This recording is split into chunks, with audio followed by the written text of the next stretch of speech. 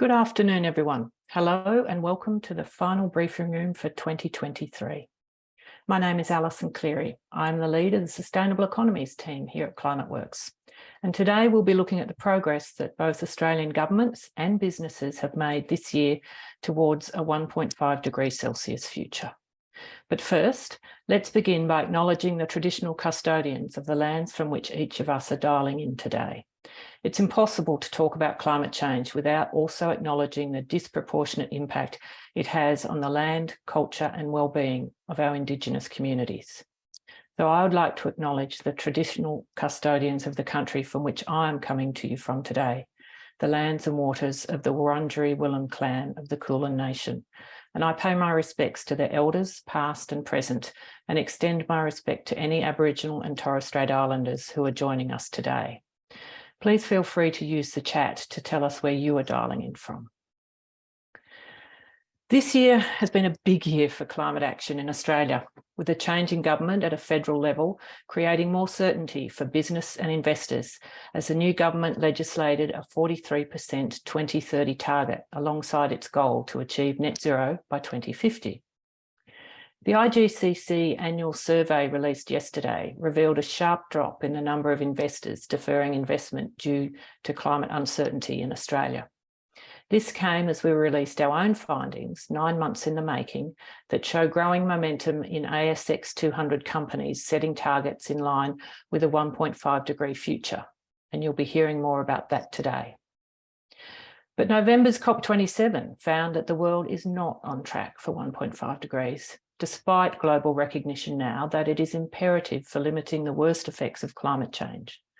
And while Australia's increased ambition is welcomed, it still falls short of 1.5 degree targets. Now, a year on from the release of our report last year on state action, we've seen more commitments and action at state and territory level, as well as federal level, especially in renewable energy, transport and industry policy. And we'll be talking about that too. This latest report, to be released tomorrow, also shows that collaboration between different levels of governments has had some positive results.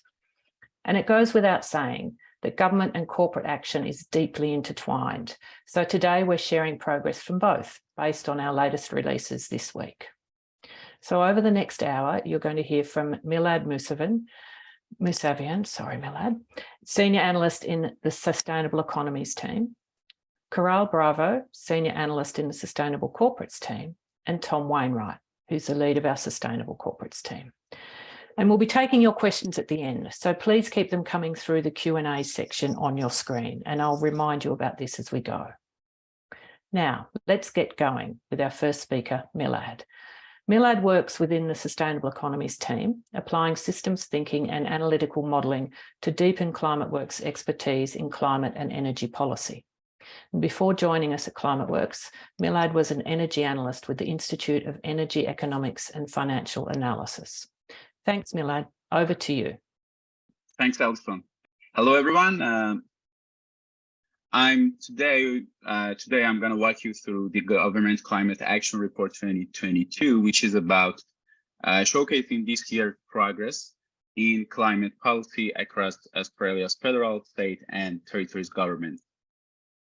Our sector-by-sector stock take covers the most important announcements on policies and programs in 2022, showcasing areas where we've seen the most progress and also identifying the other areas that we think more remains to be done there. Our report found lots of areas of policy progress in 2022, but this presentation specifically will cover one area that really stood out, which is actually renewables. So this slide shows the progress we've seen from states and territories in renewable policy programs and milestones in 2022. As you can see from the top right, some of the highlights, the major announcements include, for example, for Queensland, a new interim target of 70% renewable generation by 2032 and spending of $2 billion on renewable infrastructure and large-scale storage. Also, New South Wales announced 1.2 billion funding in transmission projects, mainly focusing on renewable energy zones. In Victoria, we've got a new interim target of 65% renewable generation by 2030 and 95% by 2035. And also in the offshore wind area, we've got 4 gigawatts of offshore wind target until 2035 and 9 gigawatts until 2040. WA, Western Australia, is going to phase out the state-owned coal-fired power plants until 2030 and also providing more than $500 million to the Cleary transition package. And Tasmania progressing plans to explore renewable energy to the national electricity market on the mainland Australia with continued work on the Marinus Link and Battery of the Nation project through some match funding with the government that we will be touching in the next slides.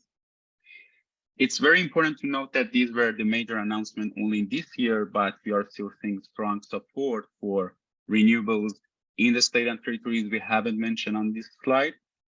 For example, in Northern Territory, the government announced a target of 50% renewable electricity consumption by 2030 last year. South Australia is continuing to set records for renewable generation and breaking the renewable generation records on a daily basis, and also being pioneer in adapting virtual power plants with 9 VPPs in operation in the state. And in ACT, a new announcement of, actually last year's announcement of phasing out fossil fuel gas burnt in the buildings by 2045, which would encourage more renewable electricity at the end of the day. In terms of the interim targets in this slide, you can see the renewable energy generation interim target of state and territories government. So for Queensland, South Australia, Tasmania, Victoria, ACT, and Northern Territory, they have announced official renewable generation target for 2030. And for New South Wales and Western Australia, we based our analysis on the coal closure timelines recently announced in these 2 states, as they don't have a official interim target for 2030. And finally, using the data on the electricity generation and the interim targets at the state and territories level, we estimated that 69% of the total electricity generation in Australia would be sourced from renewables in 2030. And this figure is 14% up from the 55% figure we had calculated in our last year's report. This 69% renewable electricity figure is closely aligned with our modeled 2 degrees aligned pathway. However, it's still considerably less than what is needed to reach 1.5 degree aligned targets in the Australian electricity sector. It's important to note that this increased momentum in renewable generation is not only driven by the state and territory government. It's the federal government actually has ambitiously stepped up as well. First and foremost, in September 2022, the federal government legislated a national emission reduction target of 43% below 2005 levels by 2030, which was a considerable increase from previously committed 26 to 28% target. Looking specifically at the renewable energy, the federal government aims to facilitate greater coordination of state and territory action on renewable energy developments. Just an example, in August 2022, Commonwealth State and Territory Energy Ministers agreed to establish a new national energy transformation partnership. The partnership aims to deliver Australia's fully integrated and emission reduction agreement as stated in the document. In addition, the Rewiring the Nation office will provide $20 billion in low-cost finance to improve the transmission network in line with AEMO's integrated system plan, which supports and amplifies the transmission initiatives already underway from the state and territories government. And the final point here is that the release last week of the first annual climate change statement which confirmed the federal government is aiming for 82% target of renewable energy generation by 2030. And finally, as we mentioned before, there are some areas that needs more to be done there, which is basically the demand side, because as grid demand increases, energy efficiency will be very important. Demand side measures can help reduce costs, because every unit of energy we don't use, we don't have to generate it on the supply side. So governments have a significant opportunity to take more action in this area. While we are seeing some movements in this area, such as, for example, update of the National Construction Code in August to improve new homes' minimum energy performance, or the federal government's National Energy Performance Strategy, there are still a lot of opportunities to improve energy efficiency in different sectors. And I'll give you a couple of examples of that. For example, in the transport sector, while more and more of the transport is powered by renewable electricity, a focus on reducing per capita transport demand by increasing public and active transport supported by smart urban planning can help lower system costs. In the building sector, for a further focus, for example, on the energy efficiency improvements for existing homes, not only the new ones that we covered in the National Construction Code, but also the existing homes and also new and existing commercial buildings, would reduce emissions and provide also some co-benefits like in health, comfort, and lower energy bills. And finally, industry, more demand-side response initiatives and more investment on the energy-efficient technologies can provide more effective use of transmission, distribution, and storage infrastructure. And that's all I had for today's presentation. And now hand over back to you, Alison. Thank you.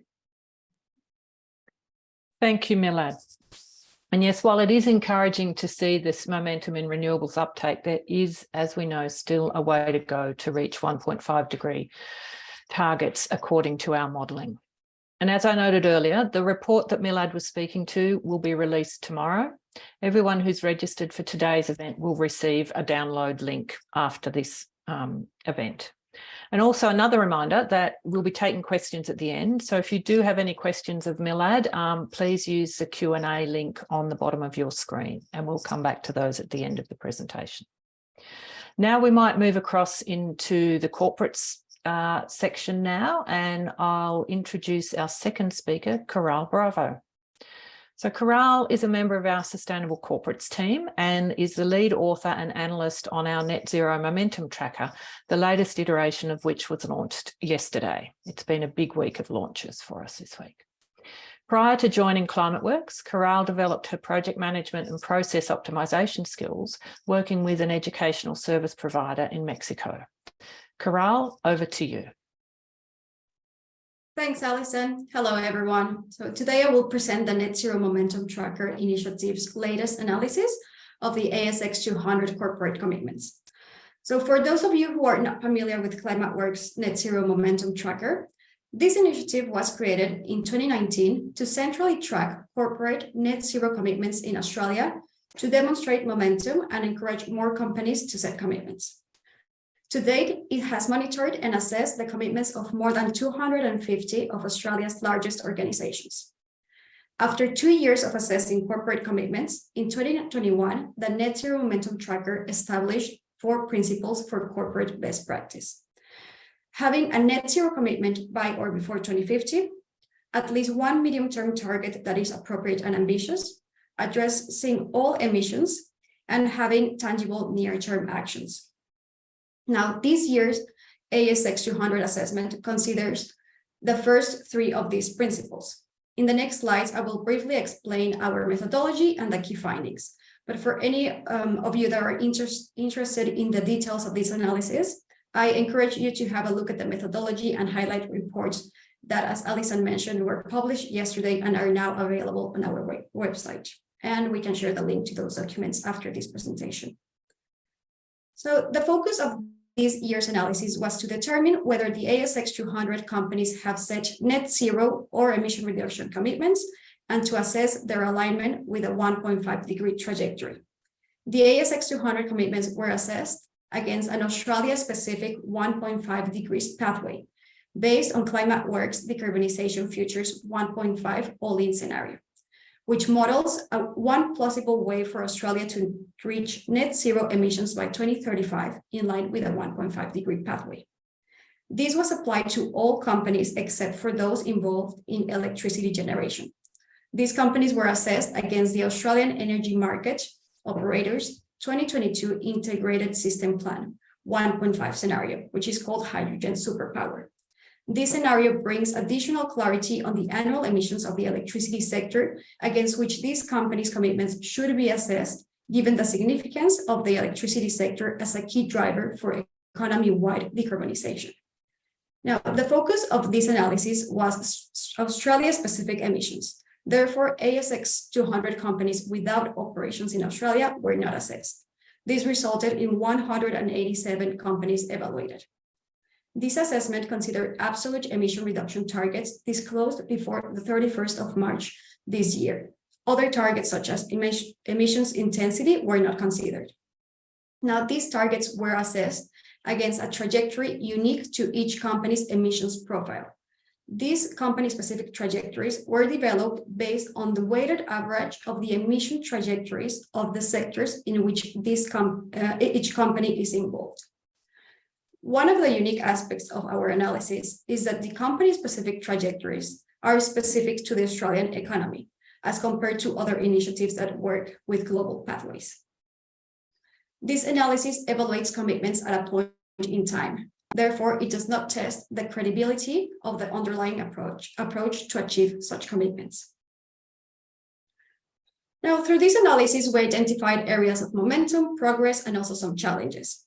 We found momentum is happening in terms of scope 1 and 2 emissions commitments. 45% of the companies assessed have net zero targets covering these emissions. The majority of these targets are in line with a 1.5 degrees pathway. And as you can see in the first column of this chart, these 1.5 aligned net zero targets cover 2/3 of the reported scope 1 and 2 emissions. Now, while trending behind scope 1 and 2 commitments, we also found that action is emerging across corporate commitments addressing scope 3 emissions. Scope 3 emissions are often the most material source of emissions for corporates. To determine companies for which scope 3 are relevant, we undertook a company-specific approach, considering the proportion of scope 3 out of their total emissions. As a result, scope 3 emissions were deemed applicable for 95% of the companies assessed. And of these companies, 9% have set a net zero target in line with 1.5 degrees, covering scope 3 emissions. Now, these targets cover 28% of the total reported scope 3 emissions. In terms of targets addressing all applicable scopes, so scope 1, 2, and if applicable, scope 3, the analysis found that 9% or 16 companies have a 1.5 aligned net zero target. While this seems like a small percentage, these 16 companies account for 43% of the total ASX 200 reported emissions. Now, as you can see in this pie chart, 88% of the companies assessed do not yet have a net zero commitment addressing all applicable scopes. This leads me to the next finding, the challenges to be addressed. So it is important for all emissions to be addressed through emission reduction targets. And long-term net zero commitments alone are not enough. Setting ambitious short-term targets, so targets up to 2025, and medium-term targets, so those between 2026 to 2039, is imperative for all companies to align with a 1.5 degree trajectory. The assessment of corporate short and medium-term or interim emission reduction targets shows that only 5% of the companies assessed have set an interim target covering all applicable scope. The lack of efforts in the short and medium term results in a carbon budget overspend. Specifically, based on the current commitments, the ASX 200 will overspend its 1.5 carbon budget by 36% for the period of 2021 to 2050. So setting appropriate and ambitious targets is not only needed to align to 1.5, but it is also possible across all sectors of the economy. In this slide, we can see that considering commitments as of March this year, 16 of the companies assessed had a 1.5 aligned net zero target covering all applicable emissions. This means that these 16 companies meet 2 of our best practice principles, setting a net zero commitment and addressing all applicable scopes. However, our principles also determine that having medium-term targets and defining ambitious decarbonization actions is also key for their transition. However, as I previously mentioned, this last point on climate action has not been part of this assessment. Now, by setting strong commitments, these leaders can incentivize their peers to set ambitious targets. And in fact, we are already seeing progress. Last month, we updated our ASX 200 analysis. The preliminary results show that now 23 companies have set net zero targets for all applicable emissions, in line with a 1.5-degree trajectory. This is more than a 40% increase from March. Now, these results also show that while there is still work to do in this space, we are already seeing progress. Commitments have increased in the past 8 months by around 30% on average across all categories. So net zero and short and medium-term targets, scope 3 coverage, and 1.5 degrees alignment.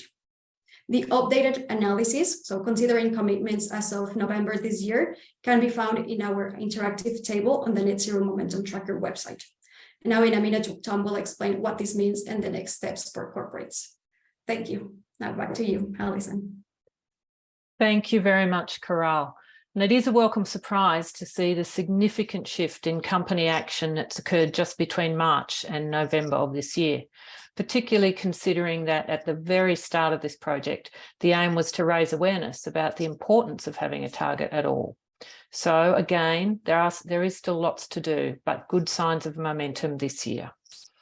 I'll be going shortly to Tom, our next speaker. However, I'll just bring you up to speed if you've only just joined us. This is, of course, the final Climate Works Centre's briefing room for the year, and we're taking a look at Australian government and corporate commitments towards a 1.5-degree future in 2022. My name is Alison Cleary. I'm the lead of the Sustainable Economies team at Climate Works. And we've just heard from Coral Bravo, who is the Sustainable Corporate Senior Analyst. And before her, we heard from Milad Mousavian, who is Sustainable Economies Senior Analyst. And I'm about to introduce our final speaker, both for this event and the year, Tom Wainwright. And Tom's going to talk to the context that corporations are operating within. Tom leads our Sustainable Corporates team, as I mentioned, and it aims to support Australian corporates in their path to net zero through research and analysis, showcasing best practice, as well as education and training for corporations. And before joining Climate Works, Tom developed his expertise in technology consulting and organisational change management, focusing on the people and change impacts of large-scale business transformations. Tom, over to you. Thank you, Alison. So the verdict following COP27 was that we are not on track to limit warming to 1.5 degrees, and our analysis does not dispute that on paper. Clearly, much more needs to be done. But this work does not just seek to call out the laggards, and although we must acknowledge those gaps, we are keen to also recognise leadership and progress. The momentum observed between March and November provides genuine reason for optimism. As Coral outlined, the implied carbon budget overspend for the ASX 200 Scope 1 and 2 commitments was 36% in March, but by November, it had already reduced to 24%, which is phenomenal. The 2 key areas where the ASX 200 companies were falling short were Scope 3 emissions coverage and short to medium term targets. So why does Scope 3 matter so much?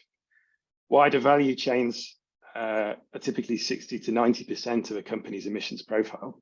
So clearly Australia cannot decarbonise without tackling this. One person's Scope 3 is another person's Scope 1 or 2. So large organisations can help provide impetus to decarbonise from the top down. Leadership can catalyse action, particularly when it comes to target setting and collaboration, which has a cascading effect across the whole economy. It provides confidence and incentives for peers and to the wider market to also raise their ambition.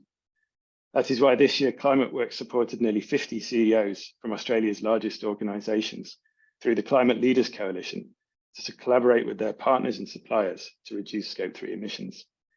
And this is partly why we work with the big banks, heavy industry, and the largest food retailers to achieve greater impact across their far-reaching value chains. So even though Scope 3 emissions are harder to measure and control, companies need to accept they have a responsibility to address them. If not, they risk exposing themselves to hardening consumer, investor, and regulator expectations. The International Sustainability Standards Board has recently indicated that Scope 3 reporting will become mandatory as soon as 2024 under their new standards. Why must more action take place in the near term? Interim emissions reduction targets matter because you can't just wait until 2049 to suddenly catch up to net zero in 2050. Global warming is determined by the cumulative emissions present in the atmosphere at any point. We will have spent all our carbon budget long before then if we continue to emit at our current rate. We have to reduce emissions rapidly now, and every fraction of a degree over 1.5 matters to mitigate the worst impacts of climate change. We need to keep striving towards that goal, which ClimateWorks' modelling has demonstrated can be attained largely through existing technologies. To avoid accusations of greenwashing, expectations now go beyond just target setting. Any commitment needs to be backed up by a robust strategy followed by action and investment to provide confidence that it can be met. Although it can be challenging to set shorter-term targets when the exact pathway to net zero remains uncertain, the momentum observed in the last few months demonstrates increasing corporate confidence, willingness, and an understanding of what is required to get there. There are a growing number of publicly available resources like green taxonomies, sectoral pathways, and net zero transition plan frameworks to help organizations chart a path forward. These materials also provide standardized benchmarks for investors and regulators against which to assess and compare corporate progress and action. Through 2023, organizations will need to build the capabilities that will enable them to deliver these strategies, such as skills, leadership, data, and technology. So let's end the year on a slightly more positive note. Since March, it was encouraging to see 40% more Scope 3 targets in the ASX 200, all of which were 1.5 degree aligned, as well as a 20 to 30% increase in all categories of interim targets. These are critical areas where more action is needed, but they are also emerging areas of practice. So it's perhaps understandable that change is taking longer here. This is the critical decade for action. The recent momentum towards 1.5 degrees shown by Australia's leading businesses provides evidence that they recognise the importance and attainability of this goal too, and can see a path to get there. The hope now is that this momentum translates to real progress, where all large companies bring their peers and wider value chains along with them. Thanks, and back to you, Alison. Thank you, Tom. Thanks very much. And it's important to take into account the broader conditions that will make greater ambition and action not only easier, but also imperative for companies. So thank you for providing that background context. So over the past half hour, you've heard from three of our leading thinkers in the corporate and government space. Milad spoke to our latest research on government action and how it aligns with a 1.5 degrees Celsius future, noting the areas of momentum we've seen since our report this time last year. Caral presented our analysis on the commitments of the bulk of the ASX 200, noting the increase in momentum in just the last 9 months. And then Tom has provided some context on where we can expect to see further shifts and ambition in the year to come.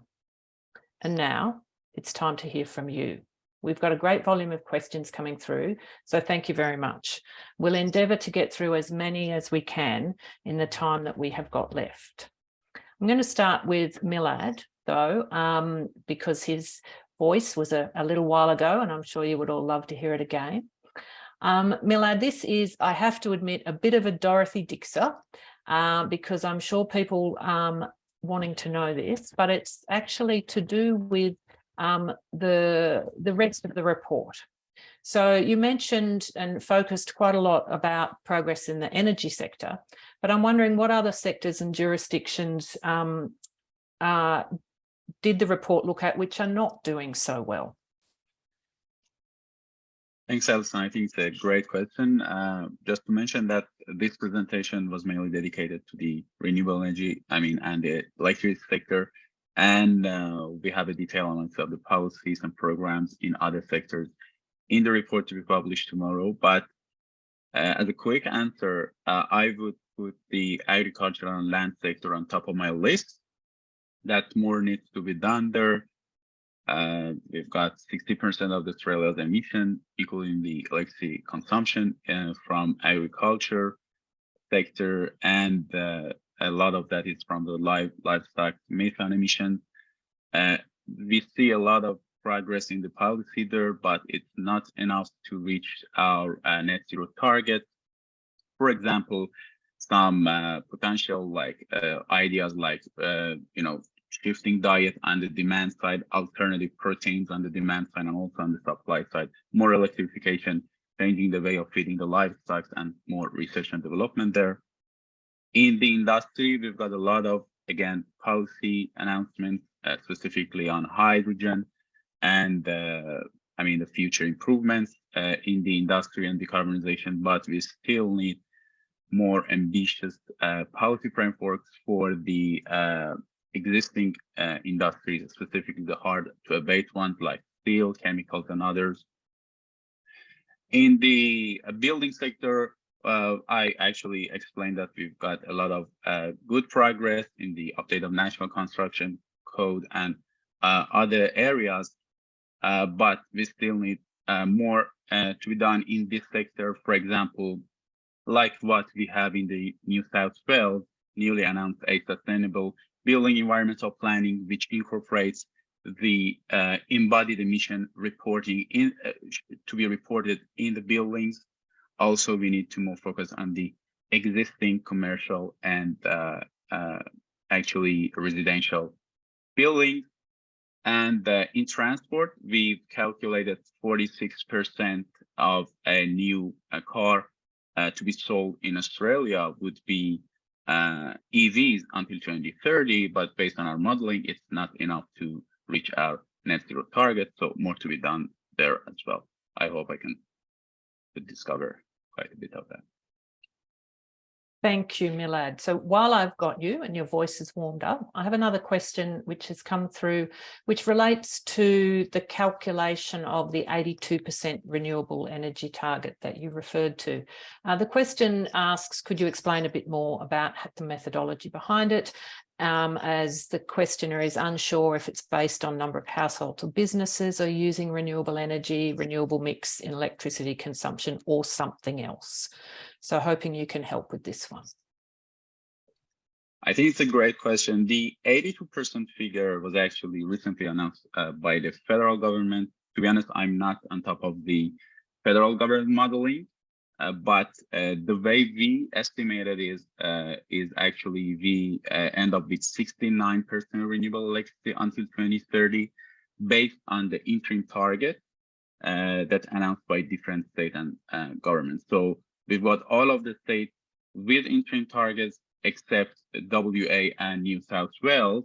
And for those specific states, we based on analysis on the coal closure timeline. So we actually assume that the coal closure capacity would be replaced by the renewable capacity until 2030, based on their announcement. And then we have the AMOs, like integrated system plan scenarios. Specifically, we use step change scenario of the electricity production in 2030.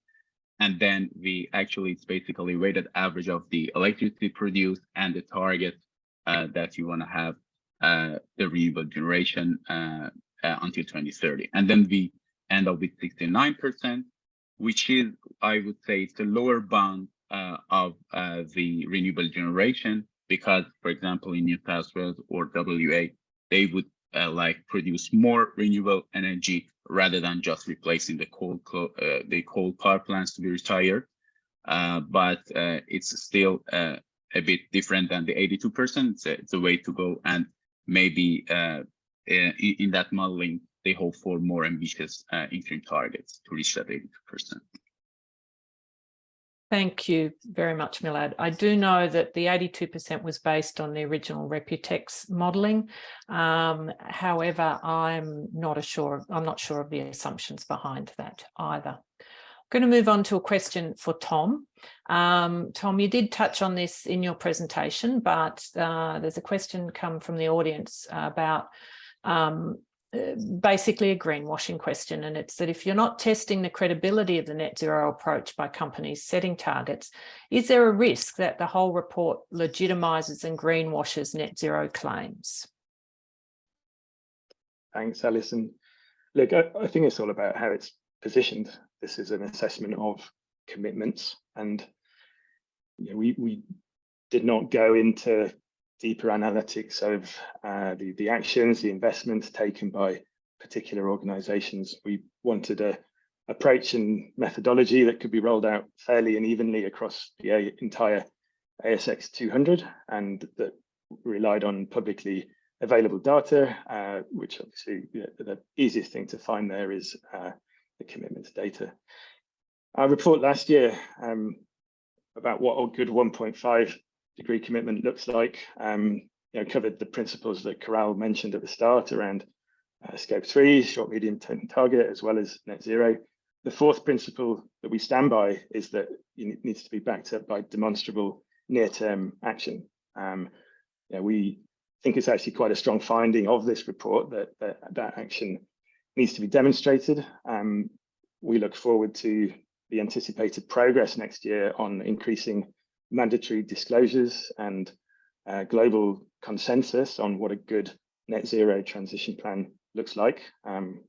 So we would anticipate that data becomes more available, more standardized, and more able to be assessed at scale. And I think it's important when reporting on this report, and similarly for a company to interpret and frame its own results, that it's seen as an assessment of commitments only and not actual action and progress. I would add that with the heightened greenwashing scrutiny and risk, actually, a lot of these commitments, I think companies will be thinking very hard about setting them and how to get there. And I think it's going to be increasingly hard for them to set those commitments without demonstrating the action and the strategies that they plan to take to get there in the coming years.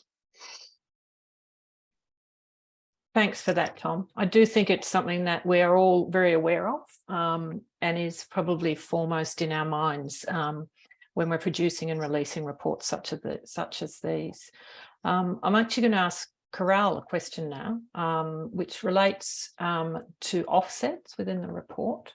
So the report lists major fossil fuel companies like Santos and Woodside as having targets aligned with 1.5 degrees and having interim targets. Are these based on offsets? So that the questionnaire goes on to say, I've read your methodology report and it seems that you must have categorised them as unavoidable emissions. Have you considered the integrity of such targets, including offsets? And if not, are you, again, it's a greenwashing, I guess, but the question is, are you at risk of greenwashing the performance in the context of using offsets to reach targets? Thanks, Alison. And yeah, definitely the use of offsets is a really good question. So that's right. The offsets, this analysis considers that offsets should be reserved for unavoidable emissions only. So commitments that are aimed to be achieved only through carbon offsets, so not actually reducing emissions, have not been considered. However, information on the use of offsets is not always clearly disclosed. And also considering, like as Tom and I were saying, that actions and the strategies of companies were not within the scope of this analysis, there is a risk that we have not ruled out some of the targets that rely on offsets. This fact also emphasizes the importance of robust disclosure. It's really important for companies to clarify how each target will be achieved. Here, it's also where the fourth principle that Tom was talking about is really important. So having actions and strategies really clear and making sure that companies will achieve those targets. So it is encouraging to see companies setting net zero long-term targets. But this will allow them to, have a target and work on apply a backcasting approach to that. So that means like having a target in the future that shows where they want to be, and then working back from that and applying all the appropriate actions to achieve that target. Thanks, Caral. And while I have you, I've got another question for you, which is basically about methodology. So the question was, how was the carbon budget for the ASX 200 calculated? Sure. So to calculate the carbon budget and the overspend of that, we compared the ASX 200 total cumulative emissions with the ASX 200 specific 1.5 aligned trajectory. So what this means is that first we had to identify all the commitments that the ASX 200 companies have and project the emissions reductions that these would achieve. Having defined that, we added up all those emissions reductions that can be expected, and then to compare that to the ASX 200 specific 1.5 trajectory, we again used ClimateWorks decarbonisation futures 1.5 scenario to determine the specific trajectory for the ASX 200 companies. So considering all the different sectors where these companies operate, we identified the trajectory that these companies must follow, and this is what we compared against what their current commitments would achieve.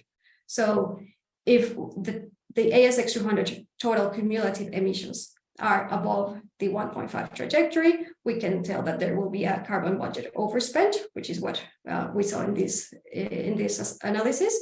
And if the cumulative emissions are equal or less than the 1.5 carbon budget, then that means that they're within this budget. Thanks very much for that, Caral. I want to go to Tom now, because we've got a question that picks up on the comments you made about reporting and mandatory reporting, and just wondering if what you can say about the developments around mandatory reporting and what can we expect in Australia in the context of mandatory reporting relative to, say, the US? Well, I'd say both markets are probably starting from a slightly different starting point, but all the global frameworks will kind of increasingly start to coalesce, and the ISSB, the International Sustainability Standards Board framework that I referred to earlier, that should start setting kind of core global principles that it'd be very likely that Australia looks to adopt that in terms of the type of metrics that need to be disclosed around carbon emissions, and particularly we're looking forward to that framework making Scope 3 reporting mandatory. The timing and kind of pace of that for Australia, that would probably be determined more by government. We are looking at a few opportunities next year to maybe role model or pilot those sort of disclosures with members of the business, finance and government community. The other interesting frameworks that are emerging, which I mentioned, it's less around the pure data or the quant side of things, but increasingly softer stuff, more qualitative, like what does a good corporate net zero strategy or transition plan look like? Great work being done internationally by the likes of UK Transition Plan Task Force and GFANZ, and here by IGCC, kind of setting out typically from an investor or regulator perspective, what they consider good to look like. And it's increasingly going to give a standardized way, for companies to set themselves up to tick all those boxes, but on the other side of the fence for regulators and investors to assess companies against. And this is where we think the fourth 1.5 degree aligned principle around actually demonstrating action and the right sort of strategy will become increasingly easy to find that data and to compare others against. And looking forward to seeing how that is either encouraged or eventually kind of mandated and standardized on these shores. Thanks very much for that, Tom. And I know that's a space that we'll all be looking at very closely in the next 12 months or so, as a number of those mechanisms come on board. I'm aware of the time. We don't have much longer, and I've got a question which it's a couple of questions. I'm going to roll them into one, but I'm going to ask firstly, Milad from a perspective of governments, and then also pass to Tom and Caral to respond to it. And it's about improved ambition and why and what needs to happen. And so I guess the questions are, what do we attribute improved government and corporate progress in the particular areas to over the last 12 months? But also then, how do we keep that momentum going and continue the positive messaging? And are there any new partners that are emerging with the change of the external context? So I guess it's, to what do we attribute improved ambition and progress? And then how do we keep that going? So Milad, I'll pass that to you first. Thanks, Alison. I think it's very important to note that the momentum is, we need to acknowledge the increased momentum. And we can see actually with a new government, a federal government, we see a huge federal support on top of the state and territories policies and initiatives in different sectors. But as we said, more needs to be done in different sectors. For example, we're ready to see the reforms in the safeguard mechanisms, tightening the emission caps for the big emitters, look more, more in detail, and again, reforming the way the carbon markets work in Australia, the ACCUs, and the credibility issues of them to make the real impact in emission reductions.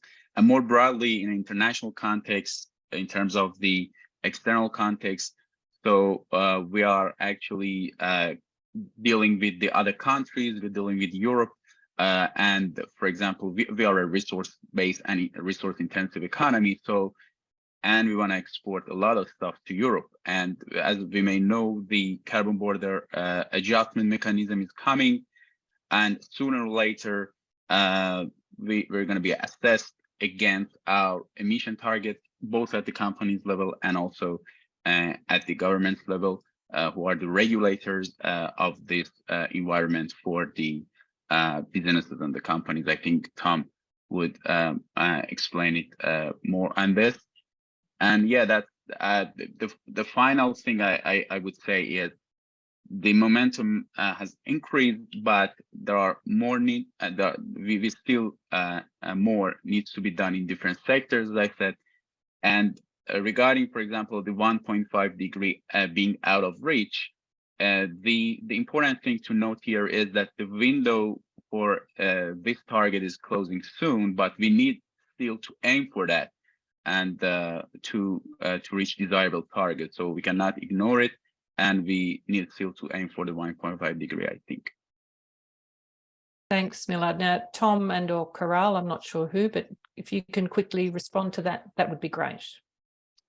Sure. I mean, to build on what Milad said, it's been an amazing year of kind of progress in the external context, certainly in this country, with a landmark election result where climate was one of the dominant themes. And yeah, in the corporate sphere, maybe there was extra pressure on kind of commitment and target setting in that period, not only following the election, but in the lead up to COP. And there was a AGM season in which there was a lot of say on climate votes and just a lot of extra kind of noise in the media on this topic.